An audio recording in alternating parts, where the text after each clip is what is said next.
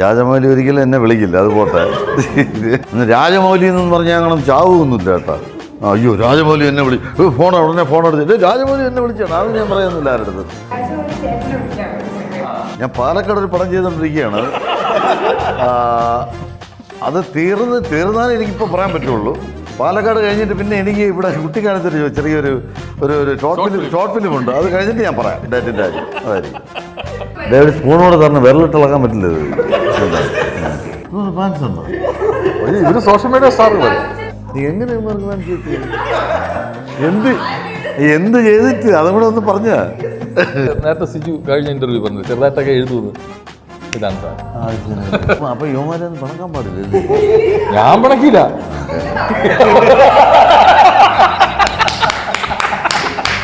നീ അനുസരിച്ച് അച്ഛനെയൊക്കെ ഓക്കെ, പക്ഷെ ആ ലുക്കൊന്നും ഇല്ലെന്ന്.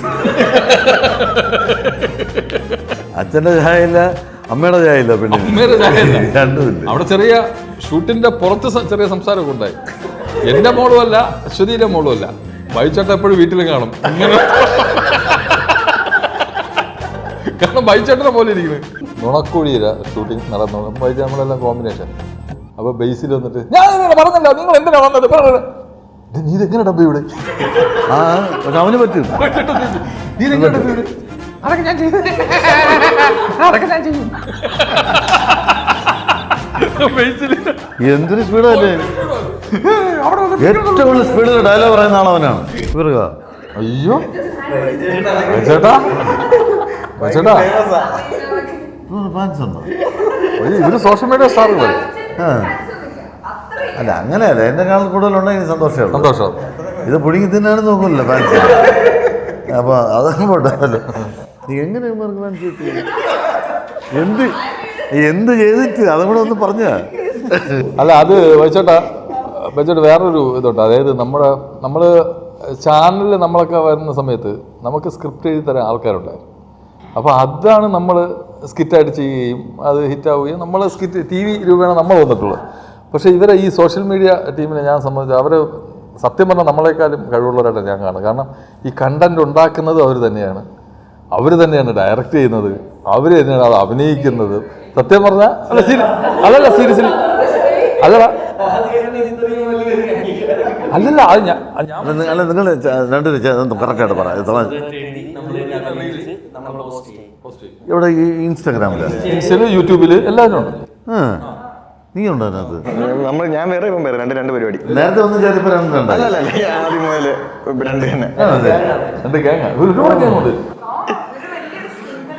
ഞാൻ പിന്നെ ഒന്നും കുത്തിയിരുന്ന് കാണൂല കേട്ടോ, അതുകൊണ്ടാണല്ലോ. ഈ സിജുവും ജോമോനും ഒക്കെ ആദ്യം യൂട്യൂബും അങ്ങനെ അവര് സ്വന്തമായിട്ട് കണ്ടന്റ്. അതല്ലേ നേരത്തെ സിജു കഴിഞ്ഞ ഇന്റർവ്യൂ പറഞ്ഞത് ചെറുതായിട്ടൊക്കെ എഴുതുന്നു. ഇതാണ് സാർ. അപ്പൊ യുവമാരൊന്നും പണക്കാൻ പാടില്ല. ഞാൻ പണക്കില്ല.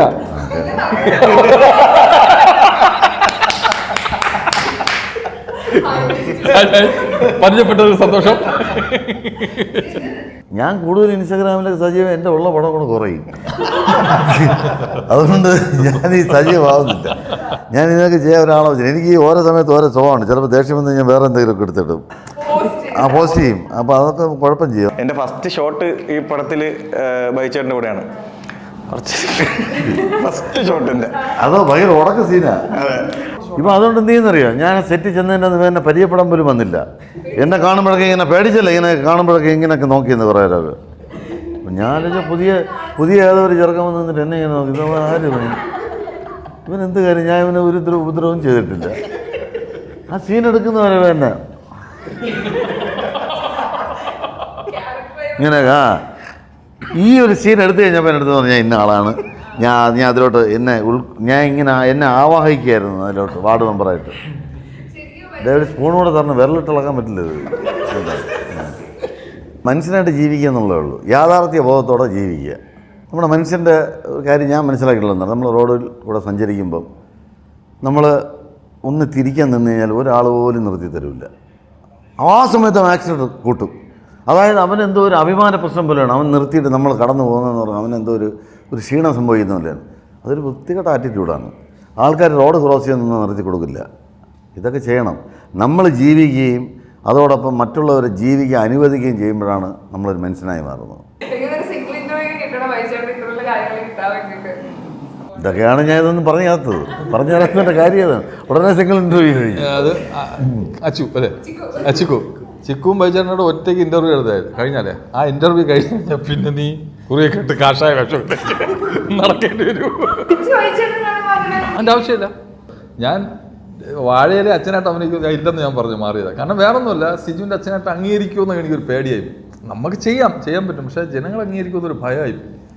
പക്ഷെ അത് മാറ്റിമറിച്ചു. അതുകൊണ്ട് അതിനുശേഷം ഇതിൽ എൻ്റെ അടുത്ത് നമ്മുടെ സിജുവിൻ്റെ വാഴയിൽ പിന്നെ ഇന്നലെ ബൈച്ചേട്ടൻ തന്നെ പറഞ്ഞല്ലേ,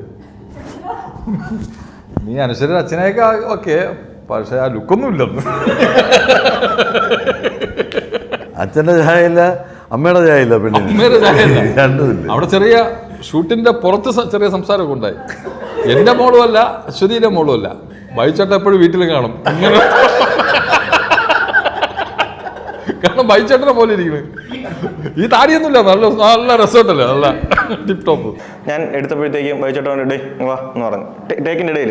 ഞാൻ ചെന്നപ്പോഴത്തേക്കും ഇത്ര സ്പീഡ് എന്തിനാ ഇത്ര സ്പീഡ് സംസാരിക്കുന്നത്? നീ ഇന്നലെയൊക്കെ നല്ലോണം ചെയ്തതാണല്ലോ.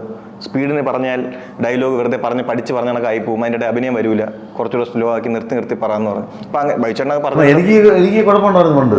അതെ, സ്പീഡിൽ ഡയലോഗ് പറയുക, ഡയലോഗ് എങ്ങനെയെങ്കിലും പറഞ്ഞ് തീർക്കാൻ വേണ്ടി പണ്ട് സ്വഭാവം ഉണ്ടായിരുന്നു എനിക്ക്, തെറ്റാതിരിക്കാൻ വേണ്ടിയേ. അതെ പക്ഷേ നമ്മളെ ജോലി ഡയലോഗ് തീർക്കുക. അപ്പോൾ അങ്ങനെ പിന്നീട് മനസ്സിലായി അത് അങ്ങനെയല്ല. ഇതിൻ്റെ ഇടയിൽ ഒരു അഭിനയം എന്ന് പറഞ്ഞൊരു പരിപാടി കൂടെ ഉണ്ട്. ഡയലോഗ് വെറുതെ പറയുക എന്നുള്ളതല്ല.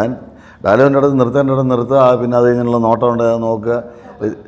പണ്ട് ഇവർ പ്രശ്നം ഉണ്ടെന്നറിയാം, ഈ ഫിലിമിൽ ഷൂട്ട് ചെയ്യുന്ന സമയത്ത് ഇവർ അങ്ങനെയാണ് ഷൂട്ട് ചെയ്യുന്നത്. ലാഗ് വരും, പെട്ടെന്ന് പറയുക അത്. പണ്ട് ചില സിനിമയിലൊക്കെ പോകുമ്പോൾ അപ്പോൾ അതൊക്കെ ഇവിടെ മനസ്സിൽ കിടന്നിട്ടാണ് അങ്ങനെ കുറച്ച് പടങ്ങൾ അങ്ങനെ അഭിനയിച്ചിട്ടുണ്ട്. ഡയലോഗ് സ്പീഡിൽ പറയുക. പക്ഷെ അങ്ങനെയല്ല വേണ്ടത്, ഇപ്പോഴത്തെ പരിപാടിയാണ് കറക്റ്റ്. നുണക്കുഴിയില ഷൂട്ടിംഗ് നടന്നു വായിച്ച നമ്മളെല്ലാം കോമ്പിനേഷൻ. അപ്പോൾ ബേസിൽ വന്നിട്ട് ഞാൻ പറഞ്ഞല്ലോ, നിങ്ങൾ എന്തിനാ വന്നത്, നീ ഇതെങ്ങനെ ഡബ്ബ ഇവിടെ? പക്ഷെ അവന് പറ്റും. നീ ഇതെങ്ങനെ ഡബ്ബ ഇവിടെ? അതൊക്കെ ഞാൻ ചെയ്യും. എന്തൊരു സ്പീഡല്ലേ, ഏറ്റവും കൂടുതൽ സ്പീഡിൽ ഡയലോഗ് പറയുന്ന ആളവനാണ് ഇപ്പൊ മലയാള സിനിമയിൽ. രാജമൗലി അദ്ദേഹത്തിന്റെ അടുത്ത പാൻ ഇന്ത്യൻ പടത്തിലും ഒരു പ്രധാന വേഷത്തിനായിട്ട് ബൈജു ചേട്ടനെ വിളിക്കുകയാണ്. രാജമൗലി ഒരിക്കലും എന്നെ വിളിക്കില്ല, അത് പോട്ടെ. ഞാൻ നല്ല രീതിയിൽ ഹാൻഡിൽ ചെയ്തത്.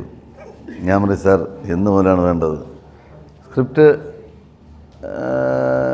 കിട്ടിയാൽ നല്ലത്, തന്നാൽ കുറച്ചുകൂടെ നന്നായിട്ട് അഭിനയിക്കാൻ പറ്റും. സ്ക്രിപ്റ്റ് തന്നില്ലെങ്കിൽ ചിലപ്പോൾ അഭിനയം കുറച്ച് മോശമായിരിക്കും, ഏത് വേണോ നിങ്ങൾ തീരുമാനിക്കുക. കാശിൻ്റെ കാര്യമൊക്കെ പിന്നെ, കാശൊന്നും വലിയ വിഷയമല്ല, ഞാൻ പോവും അഭിനയിക്കാം.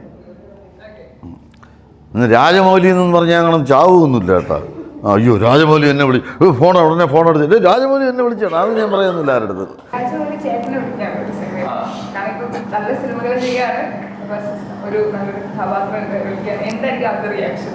ഞാൻ പറയാം ഞാൻ പാലക്കാട് ഒരു പടം ചെയ്തുകൊണ്ടിരിക്കുകയാണ്. അത് തീർന്നാലേ എനിക്കിപ്പോൾ പറയാൻ പറ്റുള്ളൂ. പാലക്കാട് കഴിഞ്ഞിട്ട് പിന്നെ എനിക്ക് ഇവിടെ കുട്ടിക്കാലത്തൊരു ചെറിയൊരു ഷോർട്ട് ഫിലിം ഉണ്ട്, അത് കഴിഞ്ഞിട്ട് ഞാൻ പറയാം ഡേറ്റിൻ്റെ കാര്യം. അതായിരിക്കും രാജമൗലി ആയിരുന്നു അറിഞ്ഞുകൂടാ. രാജമൗലി വിളിക്കും ഫസ്റ്റ് തിരിച്ച് അങ്ങോട്ട്. സാധാരണ മ്യൂക്രിക്കാരാണ് രാജമൗലിയുടെ വോയിസിലൊക്കെ വിളിച്ച് പറ്റിക്കാറുണ്ട്. മ്യൂക്രിക്കാരൊക്കെ വിളിച്ച് പറ്റിക്കാറുണ്ട്. ആദ്യം അത് നോക്കും, പക്ഷേ മാന്യമായിട്ട് സംസാരിക്കും. ഓക്കെ സാർ, ചെയ്യാം സാർ. എന്നിട്ട് ഇത് ഞാൻ എവിടെ പോയി അന്വേഷിക്കും? ആരോട് പോയി ചോദിക്കും? പ്രവാസിനോട് ചോദിക്കാൻ പറ്റുമോ, അല്ലെങ്കിൽ കാലകേനോട് ചോദിക്കാൻ പറ്റുമോ? രാജമൗലിയുടെ നമ്പർ തരാം. എന്നിട്ട് ഇവർ കാര്യം ഫ്ലൈറ്റിൽ കയറിയൊക്കെ പോവും. എനിക്കോ ഇവനാണെങ്കിൽ ഒറ്റയ്ക്ക് അഭിനയിക്കും രാജമൗലിയോട്. പിന്നെ വിളിക്കുകയാണെന്നുണ്ടെങ്കിൽ വേറെ ഇനി പറ്റിക്കാനാണെങ്കിൽ പോലും എനിക്ക് അത് മതി, അതുകൊണ്ട് കുറച്ച് നാളത്തേക്ക് പോകും, ഞാൻ ഹാപ്പി ആയിരിക്കും.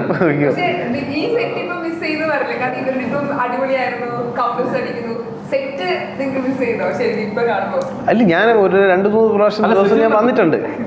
പക്ഷെ ഞാൻ ഈ സിനിമയിൽ അഭിനയിക്കുന്ന കാര്യം അവർക്ക് അറിഞ്ഞൂടായിരുന്നു. ഞാൻ ചുമ്മാ വരുന്നു, അവിടെ വന്ന് നിൽക്കുന്നു, കാണുന്നു.